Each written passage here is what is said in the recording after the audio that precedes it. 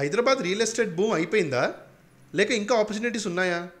Social మీడియాలో అందరూ maturity face అంటున్నారు.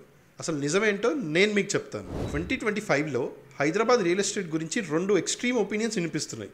ఒకళ్ళేమో బూమ్ అయిపోయింది అంటున్నారు, మరొకరు ఇంకా గ్రోత్ ఉంది అని చెప్తున్నారు. అసలు డేటా చూసి క్లారిటీ తెచ్చుకుందాం. ఫస్ట్ స్లో డౌన్ సిగ్నల్స్ చూద్దాం.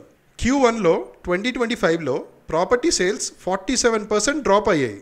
20,835 యూనిట్స్ నుంచి 11,114 యూనిట్స్కి వచ్చింది.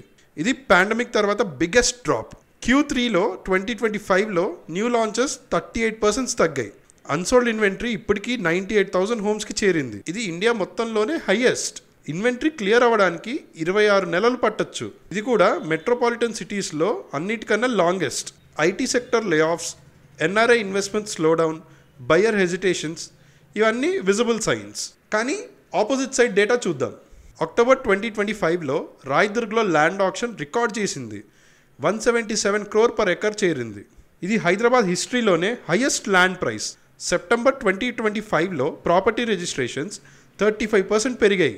Q3 2025లో ఆఫీస్ స్పేస్ డిమాండ్ 35% సర్చ్ చూసింది.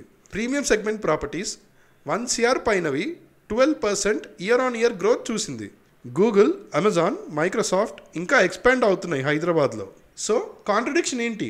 నా అనాలిసిస్లో హైదరాబాద్ మెచ్యూరిటీ ఫేస్లోకి వెళ్ళలేదు, కరెక్షన్ ఫేస్లో ఉంది. లాస్ట్ 2-3 ఇయర్స్లో ప్రైజెస్ 3 to 5 times పెరిగాయి. ఇది అన్సస్టైనబుల్. మార్కెట్ ఇప్పుడు హెల్దీ అడ్జస్ట్మెంట్లో ఉంది. Premium zones like Raidurg, Kokapet, Gachibowli ఇంకా స్ట్రాంగ్ డిమాండ్ ఉంది. 177 crore ఆక్షన్ అనేది దీనికి ప్రూఫ్. కానీ mid segment buyers are cautious because of job uncertainty. ఇది మెచ్యూరిటీ కాదు, స్ట్రాటజిక్ పాస్. స్మార్ట్ ఇన్వెస్టర్స్కి ఇది యాక్చువల్లీ ఒక మంచి ఆపర్చునిటీ. రైట్ లొకేషన్, రైట్ ప్రైస్ని ఐడెంటిఫై చేస్తే నెక్స్ట్ 3 to 5 yearsలో మంచి అప్రిషియేషన్ చూడొచ్చు. కానీ బ్లైండ్గా ఇన్వెస్ట్ చేయకండి.